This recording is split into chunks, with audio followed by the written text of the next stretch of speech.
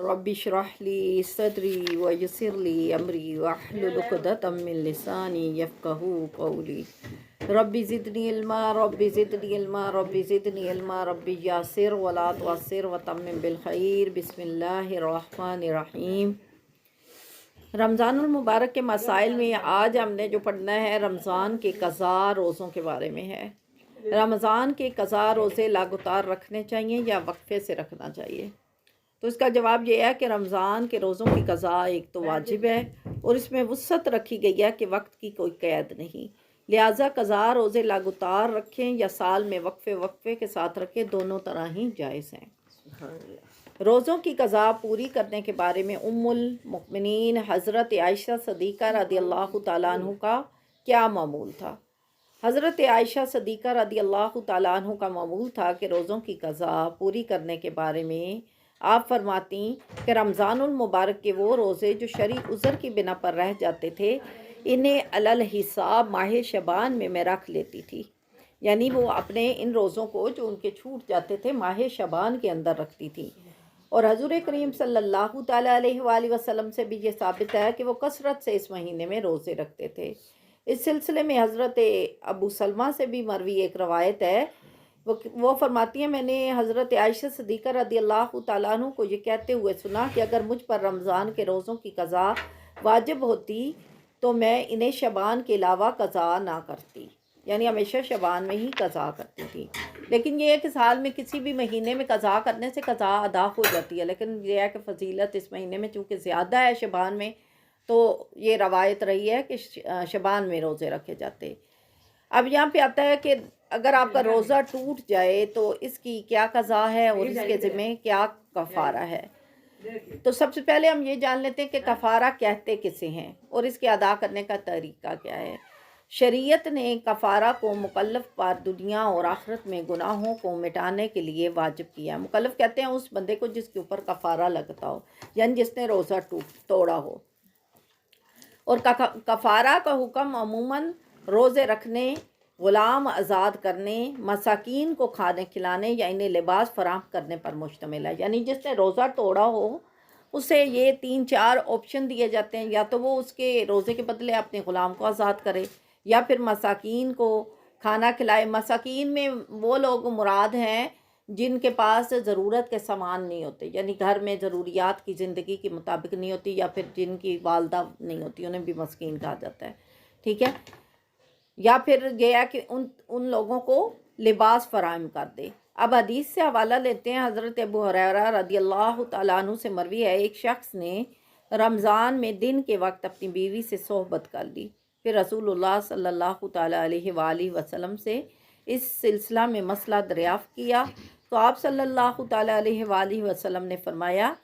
क्या तुम आज़ाद कर सकते हो एक ग़ुलाम को? उसने अर्ज़ की, नहीं। आपने दोबारा फरमाया, 2 माह के रोज़े रख सकते हो? तो उसने कहा, नहीं। आपने फरमाया, 60 मस्कीनों को खाना फिर खिला दो। यानी पहले तो ये है कि ग़ुलाम आज़ाद करे, फिर यह है कि 60 मस्कीनों को खाना खिलाए, या फिर दो माह लगातार रोज़े रखे। अब ये है कि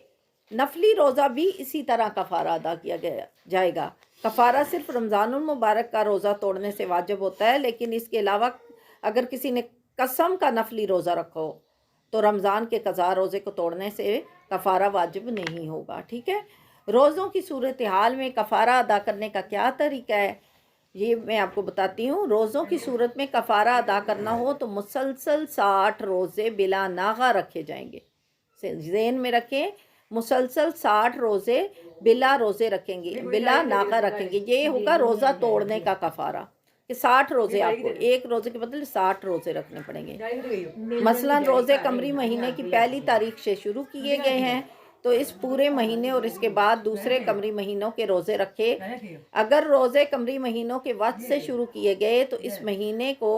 पूरा करके अगला सारा महीना रोज़े रखेगा। तीसरे महीने में इतने रोज़े रखे कि पहले महीने के दिन मिलाकर 30 रोज़े पूरे किए जाएं। ज़रूरी है कि 2 माह के रोज़े मुसलसल हो। अगर एक भी रोज़ा छूट गया तो फिर दोबारा से 60 रोज़े रखने होंगे। ज़हन में रखें कि अगर लगातार 2 रोज़े, जिसने रोज़ा तोड़ा है ना, लगातार उसको रोज़े रखने पड़ेंगे 2 माह के। اور اگر ان میں سے ایک روزہ توڑے گا تو پھر دوبارہ سے اس کو روزے رکھنے پڑیں گے۔ اچھا اس میں یہ ہے کہ 2 ماہ کے لگاتار روزے رکھنے پڑیں گے، البتہ جو عورت حیض سے ہے نا اس کے جو دن چھوٹ جاتے ہیں، حیض والے دن جو چھوٹے جائیں گے وہ شمار نہیں ہوں گے، ٹھیک ہے، وہ دوبارہ وہ بعد میں دوبارہ وہ اپنے دن باقی جو رہتے ہوں گے پورے ہوں گے، ان کا نہیں بیچ میں ہوگا کہ اسے دوبارہ سے رکھنے پڑیں۔ البتہ نفاس کا زمانہ آ جائے گا تو پھر دوبارہ سے آپ کو رکھنے پڑیں گے، کیونکہ نفاس تو 40 دن تک جاتا ہے نا، تو نفاس کے اگر پہلے آپ نے شروع کیے تھے اور درمیان میں آپ کا نفاس آ گیا، نفاس ہوتا ہے بچہ پیدا کرنے کا، وہ جو پیریڈ ہوتا ہے بلڈ کا، تو اگر وہ بیچ میں آ گیا تو پھر آپ کو دوبارہ سے 2 ماہ کے روزے رکھنے پڑیں گے، ٹھیک ہے۔ شریعت میں 60 مسکینوں کو کھانا کھلانے کی مقدار کیا تعین کی ہے، تو اس کے بارے میں ہے کہ 60 مسکینوں کو کھانا کھلانے کے لیے یہ ہے کہ 2 وقت کا پیٹ بھر کر کھانا کھلایا جائے۔ باصورت دیگر 60 مسکینوں کو فی آدمی 2 کلو گرام گیہوں یا اس کی قیمت یا قیمت کے برابر چاول یا باجرہ یا جوار یا اناج بھی دیا جا سکتا ہے، یعنی یا تو 60 مسکینوں کو گھر بٹھا کر پیٹ بھر کے 2 ٹائم پہ کھانا کھلایا جائے، اور وہی کھانا کھلایا جائے جو آپ خود کھاتے ہیں، یہ بھی ذہن میں رکھیں۔ یہ نہیں ہوتا کہ ہم خود جو ہیں وہ بڑا اچھا کھانا کھاتے ہیں اور جب کسی کو کھلانا ہو تو ایک ترخواں کھانا بنا لیا جائے، ایسا نہیں ہے، جو آپ خود کھانا کھاتے ہو وہی کھانا 60 مسکینوں کو کھلاؤ گے، اور اگر نہیں کھلا سکتے تو پھر آپ پر مسکین جو ہے وہ 2 کلو گیہوں یعنی گندم، گیہوں کو گندم کہا جاتا ہے، گندم یا پھر چاول 2 کلو چاول یا پھر گیہوں باجرہ وغیرہ جو اس مقدار میں بنتا ہے، 2 کلو گیہوں کے برابر مقدار میں جو بنتی ہے نا قیمت، وہ آپ دے سکتے ہیں ایک مساکین کو، ٹھیک ہے۔ علاوہ ازیں کفارہ ادا کرنے والے پر یہ بھی واجب ہے کہ مساکین میں وہ لوگ شامل نہ ہوں جن کا نفقہ اس کے ذمے ہو، یہ بھی ذہن میں رکھیں کہ مساکین میں وہ لوگ نہ شامل ہوں جو آپ کی ذمہ داری میں ہے، جیسے پوتی ہے، پوتا ہے، دوتا ہے، دوتی ہے، بیٹا ہے، بیٹی ہے، ماں ہے، باپ ہے، شوہر ہے، یہ تو آپ کی ذمہ داری ہے، یہ نہیں شامل ہو سکتے مساکین میں، وہ شخص شامل ہوگا جو آپ کے رشتہ داری میں نہیں ہے، یعنی آپ کے محرم رشتوں میں سے نہیں ہے۔ آگے ہے کیا کفارہ کے طور پر 60 مسکینوں کو کھانا ایک ہی مسکین کو دیا جا سکتا ہے، یعنی اگر آپ کفارے کا کھانا ایک ہی مساکین کو دے دیتے ہیں، ساروں کو نہیں دے سکتے، تو کیا یہ جائز ہے؟ جی بالکل، اس طرح بھی آپ کر سکتے ہیں، یہ آپ کی مرضی ہے، چاہے تھوڑا تھوڑا 60 کو بانٹے، چاہے 60 کا ایک ہی کو دے دیں، یہ آپ کی مرضی کے اوپر ہے۔ اگر کوئی بغیر کسی شرعی رخصت یا مرض کے رمضان کا روزہ چھوڑے تو اس کے لیے کیا حکم ہے؟ تو یہ ذہن میں رکھ لیں کہ رمضان المبارک وہ مہینہ ہے جس میں اللہ تبارک و تعالی رب العزت کی خاص رحمتیں اور برکتیں نازل ہوتی ہیں، دعاؤں کو شرف قبولیت ملتا ہے، علاوہ ازیں دنیاوی اور روحانی برکتیں بھی اللہ کی رحمت میں سے حصے میں آتی ہیں، جو انسان کوئی صرف روزہ کی وجہ سے حاصل ہوتے ہیں۔ یہ جو ساری برکتیں ہیں نا ہمیں رمضان کی، یہ روزے کی وجہ سے ملتی ہیں، اصل میں رمضان کا مقصد روزہ ہے، ٹھیک ہے، روزے کی وجہ سے یہ ساری برکتیں آپ کو دی جاتی ہیں۔ مرض کے روزہ چھوڑ کر اس کی رحمت سے معروم ہوا جائے، یعنی یہ ایک ایسی بیماری ہے کہ جو اللہ تبارک و تعالیٰ کی رحمت سے ہمیں معروم کر دے گی اگر آپ جان بوجھ کے روزہ چھوڑتے ہیں تو۔ ایسے شخص کے بارے میں حضرت ابو ہریرہ رضی اللہ تعالیٰ عنہ سے مروی ہے، حدیث مبارکہ میں ہے کہ حضور نبی کریم صلی اللہ تعالیٰ علیہ وآلہ وسلم نے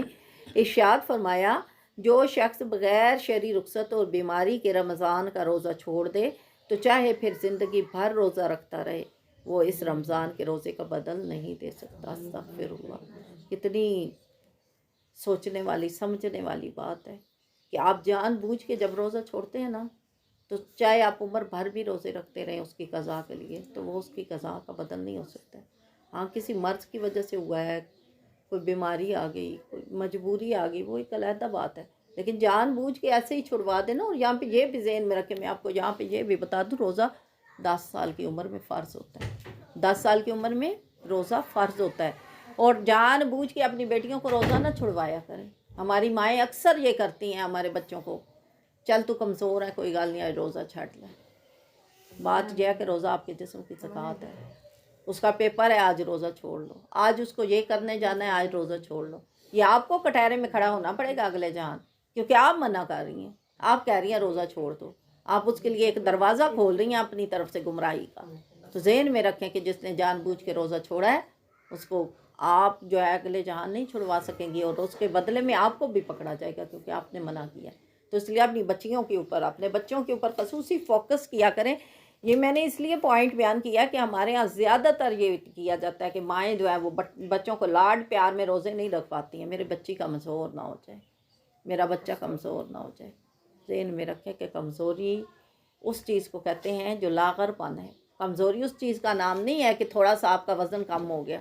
یا تھوڑا سا آپ کی وہ کمزوری فیل ہونا لگے۔ یہی تو رمضان آپ کو سکھانے آیا ہے کہ فاقہ کرو گے تو کیا ہوگا، تمہیں پتہ چلے۔ اور اگر ہم اپنے بچوں کو آج سے عادی نہیں بنائیں گے تو کل کیسے کہیں گے کہ ہمارے بچے روزے نہیں رکھتے، تو پھر واقعی ہمارے بچے روزے نہیں رکھیں گے، ٹھیک ہے۔ اس کے بعد ہے شرع کی روح سے حالت بیماری میں روزہ توڑنے کا کیا حکم ہے۔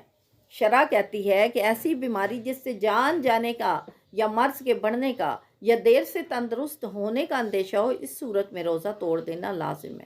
سمجھ میں آ گئی بات؟ ایسی صورت میں روزہ توڑنا آپ کے لیے واجب ہو جائے گا کہ جس میں آپ کی جان جانے والی ہو، اور آپ کہیں کہ نہیں میں مرنا چاہتا ہوں بس مجھے روزہ نہیں توڑنا۔ جیسے کسی کا ایکسیڈنٹ ہو گیا، آپ کو پتہ ہے اس کی حالت سیریس ہے، اگر اس نے روزہ نہ توڑا، اس کو دوائی نہ دی گئی تو یہ مر جائے گا، تو اس کے اوپر لازم ہے کہ وہ روزہ توڑ دے۔ ایسی کوئی اچانک سے ایسی بیماری حملہ آور ہوگی، کسی کو سانپ نے کاٹ لیا، اب ظاہری بات ہے وہ اگر دوائی نہیں لے گا تو زہر اس پہ اثر کرے گا، اس کی جان چلی جائے گی۔ تو ایسی صورت میں روزہ توڑ دینا آپ کے لیے جو ہے وہ لازم ہے، جبکہ تندرست ہونے کے بعد روزے کی قضا واجب ہوگی، کفارہ نہیں ہوگا، کیونکہ آپ نے جان بوجھ کے روزہ نہیں توڑا ہے، وہ آپ کی مجبوری تھی، وہ شریعت کا حکم تھا وہاں پہ کہ اس کو روزہ توڑ دو،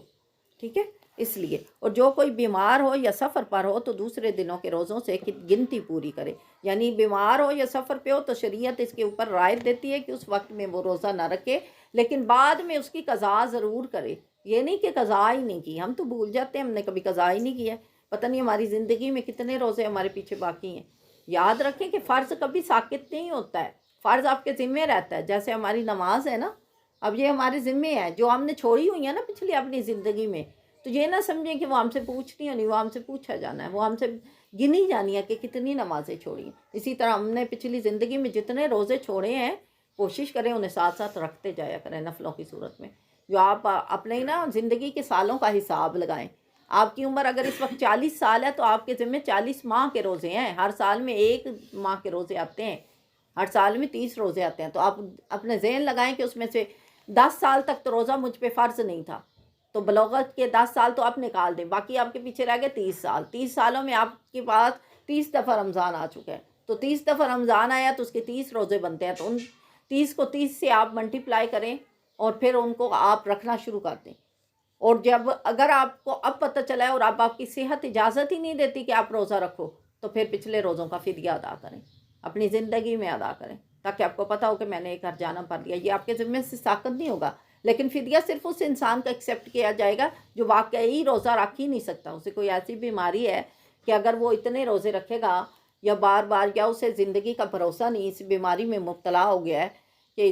اب وہ ٹھیک نہیں ہو سکے گا، تو پھر وہ فدیہ بھرے۔ اگر تندرست ہے تو وہ اپنے روزے خود ہی رکھے گا، یہ نہیں ہے پھر بھی فدیہ دے دیا جائے۔ تو یہ پوائنٹ بہت ضروری ہیں، ان کے اوپر غور کیا کریں کہ اللہ تبارک و تعالیٰ ہمیں دین کی سمجھ عطا فرمائے۔ ذہن میں رکھیں جو چیزیں دین میں ہمارے اوپر فرض کر دی گئی ہیں نا، ان کے بارے میں ہم سے پوچھا جانا ہے قیامت والے دن، اور کسی بھی طرح کا کوئی عذر قبول نہیں کیا جائے گا۔ مت بھولیں کہ ہم یہاں پہ کہہ دیں گے کہ میری ماما کہتی تھی روزہ چھوڑ دو تم کمزور ہو جاؤ گی، اور اللہ عذر قبول کر لے گا کہ چلو ٹھیک ہے تمہاری ماں نے کہا تھا تم کمزور ہو جاؤ گی روزہ چھوڑ دو تو تمہیں ٹھیک ہے اب میں نے معاف کیا۔ نہیں بھائی، اللہ تعالیٰ کے نبی نے تو یہاں تک کہا ہے اگر تمہاری ماں دین کے معاملے میں کسی بات پہ اوپر تمہیں منع کرے تو ماں کی بات ہی نہ مانو، کیونکہ اللہ کی بات سب سے پہلے ہے۔ ماں کی حالانکہ بہت درجہ ہے ماں اور باپ کا، اللہ تعالیٰ کہتے ہیں ان کے سامنے اف بھی نہ کرو، لیکن میرے معاملے میں اگر ٹانگ اڑائیں کہ میں نے کوئی چیز آپ کے اوپر فرض کی اور ماں باپ کہیں کہ نہیں یہ نہ کرو، تو پھر ان کی بات نہ مانو، پھر ان کے خلاف جاؤ۔ تو یہاں پہ ہمیں اللہ تبارک و تعالیٰ اس بات کو سمجھنے عمل کرنے کی توفیق عطا فرمائے۔